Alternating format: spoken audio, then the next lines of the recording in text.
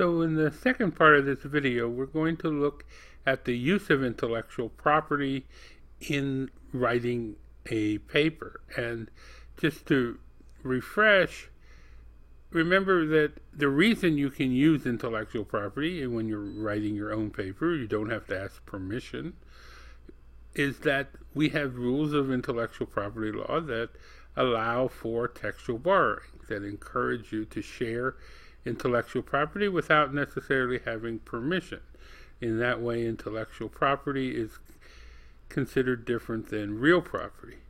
And just to review, remember that the rules for using intellectual property vary across different fields, change over different periods of time, and can vary across countries. So it's important that you understand the reasons why you're using intellectual property, and then hopefully you won't violate any of these rules.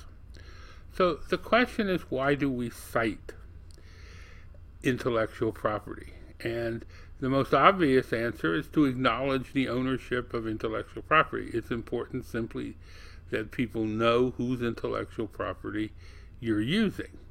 So how does this work in an academic paper? Well, one thing, it's used to support claims. Intellectual academic writing is built upon previous research, and therefore not necessarily about your own original ideas, or a small part of that.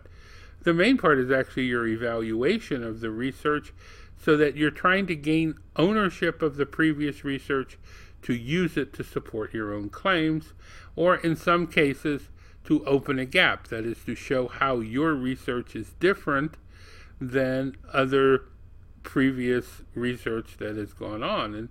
And in that case, you'll cite the intellectual property and maybe criticize it or show how it's lacking in some aspect. Since you don't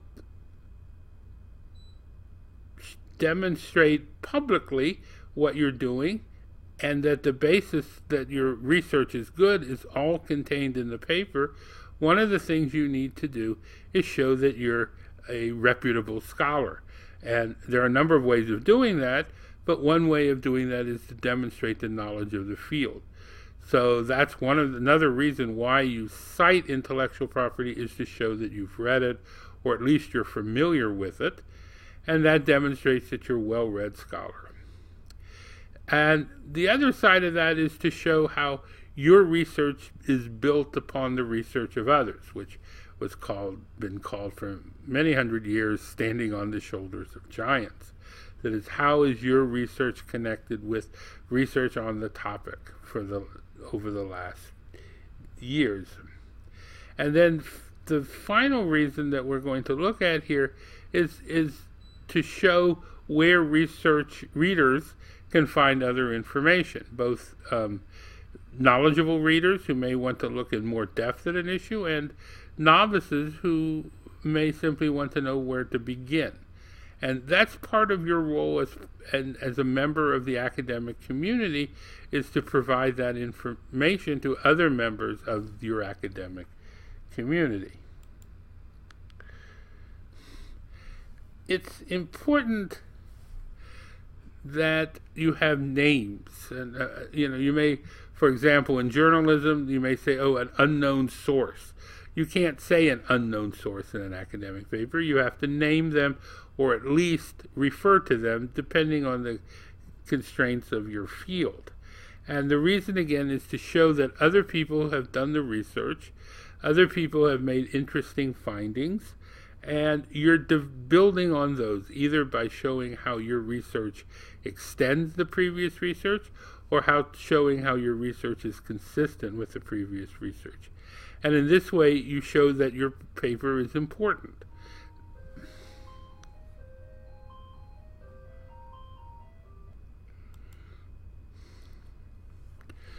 So using intellectual property, or textual borrowing, involves often both paraphrasing and copying that information. Both paraphrasing and copying require references, names or numbers, to show to acknowledge the ownership. So it doesn't matter whether you paraphrase or copy something. Different fields have different ways of differentiating it. For example, something you copy, you may put in quotes. Something you paraphrase, you may not need to put in quotes. But it depends on the nature of your field. Often you can copy when you can paraphrase. You can use either form. Now, some fields like engineering, you don't copy, so everything is going to be paraphrased. In some fields, you only copy very little, very small parts. And in fields, you can copy large sections. You need to, again, know the particular rules or customs of your discipline so that you know what is the more appropriate way of using information, borrowing information. The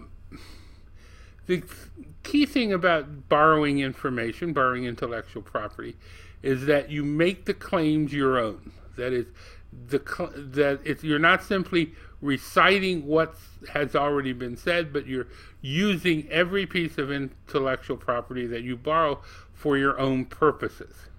And you can do that through a number of ways. I mean, one of my favorite is how you choose reporting verbs. You can also use modals or adverbs. And what you're doing is you're trying to show, for example, do you agree or disagree with the author? And what is the strength of that agreement or disagreement? And what do you feel is the strength of the author's claim?